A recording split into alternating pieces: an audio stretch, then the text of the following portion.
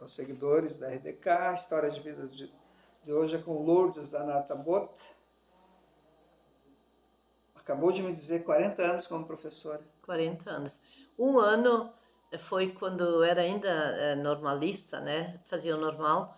A nossa turma do colégio, né? Inventou de trabalhar com alfabetização de adultos. E aí ninguém pagava nada, não tinha projeto nenhum assim, né? Que pagasse alguma coisa. E nós inventamos. Em 4, 5, 6 do grupo, começamos. 2 lecionaram aqui na comunidade Navegantes e outras, acho que até que é que tinha ainda. Eu sei que eu e uma outra fomos para o Travesseiro. Então eu subia com o ônibus que saía daqui às 4 horas e voltava no outro dia com o ônibus que saía de lá às 6 horas da manhã. E aí ela foi no colégio lá e eu fiquei lá na família Pedro Preto, na família Preto. Dormia lá, tava os vovô, ainda viviam, né, os 2. E então eu tinha, assim, vamos dizer que começaram uns 10 alunos, né, mas por tudo foram desistindo e a minha turma ficou até outubro, novembro, não sei. Existe ainda pessoas que não sabem ler e escrever? Existe. Existe. Mas não que não tenham estudado. É aquele, como é que se diz? Tem um nome, analfabeto, não sei o quê, que ele estudou, mas não praticou, né? E não sabe nem ler mais. É possível isso? Tem. Eu estou lá na Pastoral da Caridade, de vez em quando aparece. É raro, mas ainda tem. Tu falaste depois que saiu tu parou de dar aula, tu entrou em várias, no clube, em setores pastoral, diferentes, né? Eu fui até presidente do conselho, né? Como é ali que hoje pertence o CRAS, Assistência Social, né? Eu participei alguns anos e daí lá pelas tantas, então eu fiquei presidente um ano, né? Então até foi interessante que nesse tempo eu fui atrás de conseguir auxílio do Mesa Brasil. Eu era também presidente da MAN, na mesma época, então fomos atrás, porque ali não tinha como quase subsistir, né? Tinha muito aluno, né? Muitas necessidades, então fui atrás, consegui, fizemos a papelada toda, e eu como da assistência social, assim, era eu que autorizava aqui dentro, né, do município, e a gente conseguiu, ainda hoje eu vejo, olha aqui da sacada, eu vejo lá o caminhão do Mesa Brasil trazendo alimentos aqui para a MAN. Mas aí depois a gente descobriu também que as creches também poderiam ser, né? Que as creches aqui são comunitárias, né? Aí fomos atrás, né? Eu de novo fui atrás, eu era presidente também da creche Atalaia, nunca tive aluno na creche, mas fui presidente lá. E daí conseguimos, até não é muito tempo, agora já é outra diretora que eu nem conheço, mas a outra que estava na minha época, né? Está aposentada agora, mora na Barra da Fruqueta, ela disse, Lourdes, se não fosse o Mesa Brasil, teria mês que não teria comida que chega até o fim do mês. Que o Mesa Brasil, assim, eles recolhem o que... Eles têm as firmas, por exemplo, aqui eu me lembro que a padaria Majolo, que hoje não tem mais padaria, né? Mas naquela época eles doavam pão. Então pão assim que sobrou de hoje, que para amanhã eles não vendem mais, né? Davam, principalmente pão de forma, né? E assim outros, eu me lembro que a gente recebia lá da fronteira, não sei lá que região, plantavam muita batata inglesa, né? E aí eles arrancavam com certo maquinário, né? E muitas delas saíam com um pedacinho cortadinho, né? Isso ia apodrecer em poucos dias. Então eles dão-se Mesa Brasil e a Mesa Brasil distribui. E daí a gente ia lá aprender como utilizar essa batata quando tem, né? Para guardar para quando não tem. Eu fui, quando alguém da escola não podia ir, eu ia, né? E então a gente, com isso, eu sempre acho assim que foi mais um aprendizado. Eu não tinha mais como ir na escola, né? Ajudar, assim, né? Não tinha como fazer. Mas aí eu fui de forma diferente, assim, né? Fazendo bem, né? E aproveitar, sempre pensar, eu tenho saúde, vim lá de um fim de mundo, que ainda hoje é longe, é retirado de tudo, né? E eu aprendi tanto. Eu aprendi tanto, tive tantas chances, né? Se me diz assim, vamos fazer um projeto para isso, se eu não sei, eu vou procurar um João, uma Maria que me ajude, vamos ver qual é o caminho, vamos adiante, né? E assim, eu fui com muita coisa que eu não sabia, fui aprendendo. Tem que fazer uma ata, vou fazer, né? Eu faço, eu sei fazer. Até agora eu não tenho nenhum livro aqui, mas eu guardei porque vinha minha prima, eu tenho 2 lá dentro que precisa ser feito. Então, eu sempre achei assim, até que a gente tem saúde. Ah, outra coisa que eu gostei muito foi de, quando eu podia, não mais como professora, assim, né? Mas depois disso, principalmente, da aula particular de matemática. Eu sabia todos os concursos que saía pelas prefeituras de Roca Salles, de Arroio do Meio, daqui de Teutônia, tudo eu ficava sabendo, porque alguém me procurava. Então, às vezes, até português eu dava. Então, a gente ia ver o currículo, ou vamos dizer assim, o que precisava, e aquilo que eu sabia, eu era boa também no português, né, assim, na escrita mais, na fala nem tanto, né, mas assim, então, era uma chance, assim, e às vezes um aluno saía daqui que não precisava mais voltar. Ele tirava as dúvidas dele, quando na sala de aula, às vezes ele tem vergonha de perguntar, às vezes o professor também não tem tempo, depende da quantidade de alunos. Então, eu tive alunos assim, que ainda hoje os pais vêm e me dizem, me diz, tá, notícia do aluno, que às vezes eu nem lembro se foi guri ou menina que veio aqui, né? Então, meu filho, que desde que ele veio umas quantas aulas aqui, ele nunca mais precisou, nas séries seguintes, precisou de aula particular. Tu continua fazendo isso? Não tô mais, não apareceu mais ninguém ultimamente. Mas assim, no sentido de que eu sanava a dúvida que ele tinha. Às vezes a dúvida não estava na matéria daquele ano ali, estava lá na 3ª, 4ª série. Eu logo, em 10 minutos, eu já sabia onde é que está o furo.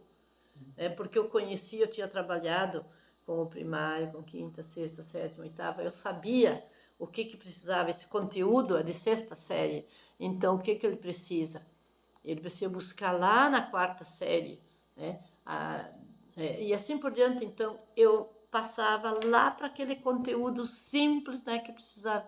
Aí pronto, resolvi o problema dele, porque o problema dele não era na matéria de hoje, mas terminar o exercício daquele conteúdo, que era uma coisa que lá na 3ª, 4ª série. Mas agora, corrija se eu estou errado, mas agora tu está dando um conselho sem falar o conselho, ou seja, aquele aluno da 4ª série que não prestar atenção em algo, vai ter problema lá na outra série. Lá na outra, sim. E aí vai ter que voltar para conseguir fazer O certo seria, às vezes alguns conseguem ainda descobrir isso, né? Às vezes ainda eles vão, chega ali a como é que acabou esse exercício? Tá, se faz isso, dividir primeiro, ou isso, aquilo, né? Aí eles descobrem e daí ele consegue fazer outras contas que ele não sabia fazer, Se ele não voltar, né, lá atrás, não vai conseguir. E agora, mas tem às vezes casos em que eles não conseguem fazer isso sozinhos, né, os alunos, ou por conta na série, né? Por isso que eu dei muito valor sempre para fazer um acompanhamento, assim, né, das crianças. Todos os anos devia ter, de 1ª série, aquele que não sabe bem soletrar, se não sabe, ele não vai conseguir ler direito na 2ª, ele vai ler, fica truncado, né, o conhecimento. Tem que deslanchar essas coisas básicas, tem que ir para o resto da vida. E aquele que acha assim, eu não preciso da tabuada, eu não vou entender a tabuada, ele vai ter problema até na faculdade. Ele tem que ter noção. É bom saber de onde vem a tabuada, né? A tabuada de 2, né? Montinho, né? Isso tudo é bom. Mas isso não pode cada dia falar nisso. Quando tu tá na 3ª, 4ª, 5ª série, quando faz um exercício, não pode mais voltar lá na 2ª série e fazer montinho de 3, né? Tua mente não já dá tem mais. Tu tem que ter uma noção. Cada um pode até não querer decorar a tabuada, que diz que está errado decorar, né? Não matou ninguém, né? Mas por que está errado? Não, porque tem gente que diz que não deve decorar. Tem alguns que, né, que botaram na cabeça em certo ponto né, anos atrás, né, que achavam que não devia mais. Tem que saber de onde vem. Sim, tem que saber de onde vem, né? Mas tem que saber também achar uns artifícios para tu ser ligeirinho para chegar lá. 5 vezes 6. Ai, agora fazer 5 montinhos de 6. Bah, mas aí até que faz isso na cabeça. Eu tinha crianças... Tudo bem, se tu sabe fazer 5 vezes 5, acrescenta um, rapidinho. Também, Rapidinho, isso, né? isso tudo, cada um depois acha qual é o caminho que vai. Mas também tu pode pensar, pode se fazer 6 vezes 5, 5, 10, 15, 20, 25, né? Tá mais rápido. E assim vai indo, né? E tu sabe que meu neto está no 3º ano e ele já tem essas combinações. Como é que é o nome dele? Ele é Vianney. Só O meu neto é Felipe. Só tens um... Só tenho esse lá de Carazinho. E então ele... Felipe, a tua avó tá mandando um beijo para ele. Então ele tem essas... eu admirei, fiquei feliz quando eu vi que ele consegue fazer essas associações grandes. Porque eu tive aluno de 3º ano do 2º grau, que eu tirava de vez em quando um capricho para brincadeira. Vamos fazer agora um ditado de números. Opa. Aí tá, 247, todo mundo acerta, né? 5.215, tá? Agora, 2022. Tá, agora é fácil, porque era no ano passado, né? Mas daí faz 4.005. Eles davam risada, uns homens barbados que tinham filhos grandes, eles erravam. Eles riam de si mesmos, sabe? É interessante para ver, para eles sentir que tem coisas que são tão simples, né? E que tu tem que aprender dezena, centena, unidade, né? Quando aprenderam que não davam bola, né? Muitas vezes, né? Isso não precisa saber, né? E eles abandonam quando na tua cabeça tu imagina isso aqui, eu não quero saber. Aí um dia tu vai te dar mal. E a rapidez hoje? Para te trabalhar num caixa, por exemplo? Sim. Tu não vai trabalhar nunca. Para ter pelo menos a noção de quantidade, né? A noção tem 4.000, então significa que atrás tem mais 3 algarismos, né? Então, e tem gente que tu dá 4.000 ou 40.000, é tudo a mesma coisa. Não fazem muita diferença. Então não pode falar em 1 milhão, então. Sim, né? Então essa noção de quantidade é muito importante, assim como outros saber achar no mapa alguma coisa de história, geografia, essas coisas, né? Então tem coisas básicas que tem que ficar, né? Que se decora, se não decora, isso não é tão mais importante, mas entender da onde vem, da onde buscar. Eu tinha um professor na faculdade lá em Criciúma, eu fiz um ano de faculdade lá, quando eu fiz a plena em Caxias, depois fecharam aquela turma, né? Eu não tive um aborto, não pude mais ir, daí eu fui terminar a faculdade em Criciúma, Santa Catarina, ia de noite, todas as noites de Torres, sei lá. Ele dizia assim, a gente não precisa guardar nada, não precisa ser craque em nada, mas tem que ser craque em pesquisar, em buscar, em achar, né? Ele assim... Achar os caminhos. Achar os caminhos. Que isso que ele queria que nós soubéssemos no fim. E tanto que tinha gente repetindo a cadeira dele, uma das cadeiras que ele dava, e eu cheguei nova lá, eu era transferida, né? Cheguei lá e de repente fizemos uma prova. Eu saí da prova sem noção se eu tinha tirado 0, ou 5 ou 10. Não sabia, né? E aí, quando veio a nota, veio assim uma nota, assim, um gancho, assim, tipo quase um ponto de interrogação. Errei tudo. Meu Deus. Mas fiquei na minha, né? E aí outras receberam a prova e começaram a chorar, né? E xingar para ele que estavam repetindo já uma, já 2 vezes. E aí ele deixou, daqui a pouco ele disse, olha, para mostrar para vocês de que eu não sou tão ruim assim, que a culpa não é minha, eu vou mostrar a prova da Dona Lourdes, ele disse, chamada de Lourdes, era mais velha eu que ele, o professor Edson. Diz ele, olha, tirou 7, daí eu fiquei sabendo que era um 7. Era um 7. E aí ele disse, pois é, Meu Deus, eles se apavoraram. Como que Deve eu te tinha ver, né? conseguido, que eu não tinha sido... Elas eram alunas dele desde a primeira fase e aquela era a E oitava não fase. ouvia o professor. É.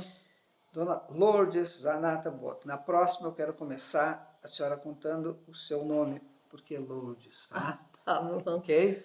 Eu Tá, falo pessoal? demais. Não, não fala demais, não. Tu deste uma aula agora para nós, entendeu? Eu penso que a gurizada deveria te ouvir, mas o nosso tempo acabou e voltamos amanhã para fazer a quinta parte. Um abraço. Até lá, pessoal.